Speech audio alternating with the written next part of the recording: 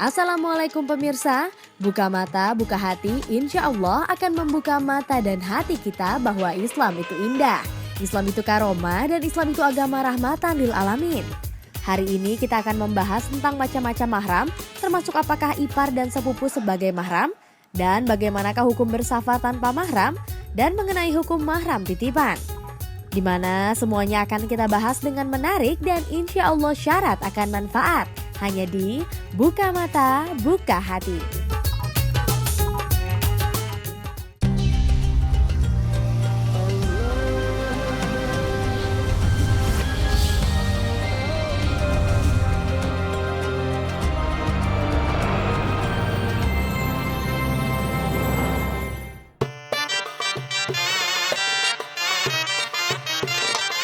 Pemirsa Buka Mata Buka Hati, kita tentu sering mendengar kata muhrim ketika misalnya seseorang menolak bersentuhan dengan tangan orang lain karena alasan bukan muhrim.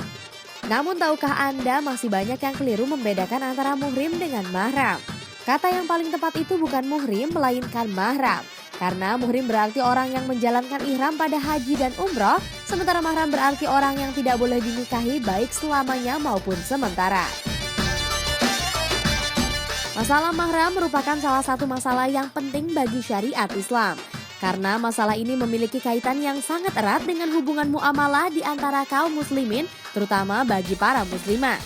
Allah Ta'ala telah menetapkan masalah ini sebagai bentuk kasih sayangnya, juga sebagai wujud dari kesempurnaan agamanya yang dibawa oleh Rasulullah SAW. Kita tentu tahu ayah, ibu, kakak, adik merupakan mahram yang paling dekat dengan kita. Maka diperbolehkan terlihat aurat di depan mereka. Namun sebenarnya cakupan mahram lebih luas dari itu. Tentu kita harus mengetahui siapa saja mahram kita dan apa yang menjadikan seseorang menjadi mahram kita. Mahram sendiri terbagi menjadi dua, mahram mu'abad yakni golongan mahram yang tidak boleh dinikahi selamanya, serta mahram mukadot yakni golongan mahram yang tidak boleh dinikahi pada kondisi tertentu saja. Jika kondisi ini hilang maka menjadi halal dinikahi. Terdapat 3 sebab yang menjadikan seseorang adalah mahram mu'abad yakni sebab nasab, sebab persusuan, dan sebab pernikahan. Mahram karena nasab adalah mahram yang berasal dari hubungan darah atau hubungan keluarga.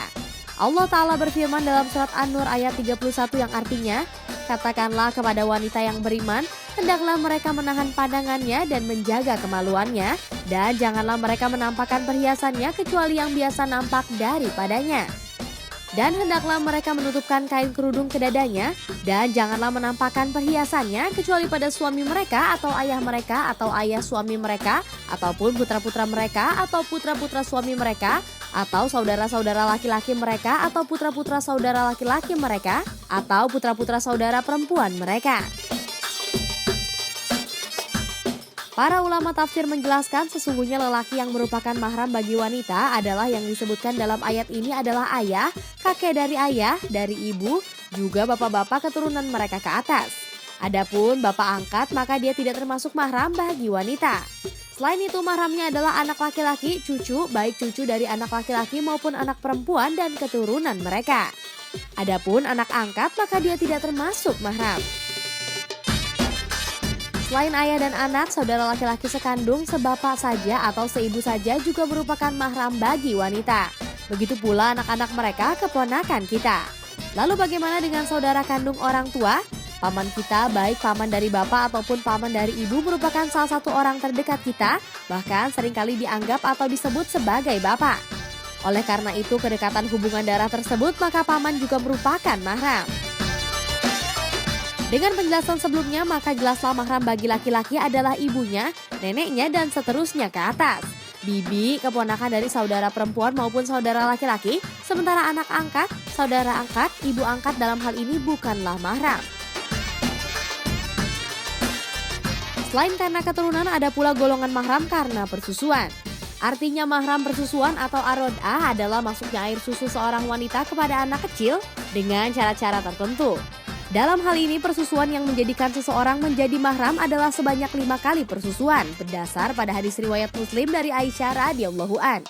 Selain itu persusuan terjadi selama masa bayi menyusui yaitu 2 tahun sejak kelahirannya. Misalkan seorang ibu memiliki anak kandung laki-laki lalu mengadopsi seorang bayi perempuan yang baru lahir. Kemudian bayi tersebut disusui sampai kenyang lebih dari 5 kali, maka bayi perempuan tersebut menjadi mahram bagi bapak susunya dan keturunan di atasnya. Contohnya mahram yang disebabkan oleh musaharam bagi ibu tiri adalah anak tirinya dan keturunannya. Bagi seorang anak perempuan adalah ayah tiri dan keturunannya, dan mahram bagi menantu perempuan adalah bapak suaminya, sedangkan bagi seorang ibu mahramnya adalah suami putrinya.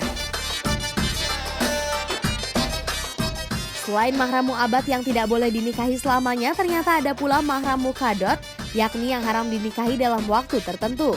Biasanya dalam kasus ini mahram makadat adalah perempuan yang haram dinikahi ketika sedang ada di dalam beberapa kondisi. Perempuan selain ahli kitab dan perempuan murtad digolongkan dalam kategori mahram mukadot, kemudian berlaku juga pada para saudara perempuan istri dan perempuan-perempuan lain yang termasuk mahramnya, seperti bibinya atau keponakannya. Namun jika istri tersebut sudah diceraikan dan habis masa idahnya, mantan suami boleh menikahi saudara perempuan mantan istrinya. Mahram mukadot juga ternyata seorang perempuan yang sedang berihram haji atau umroh, ia boleh dinikahi setelah ibadah haji atau umrohnya selesai. Begitulah kiranya ketentuan-ketentuan mahram seseorang dalam syariat Islam. Mengenal siapa saja mahram kita merupakan hal yang penting agar kedepannya kita tidak melakukan kekeliruan tanpa kita sadari yang menjadikan kita lalai. Wallahu a'lam bishawab. Lalu bagaimana dengan anggota keluarga lain yang ada di sekitar kita seperti ipar misalnya?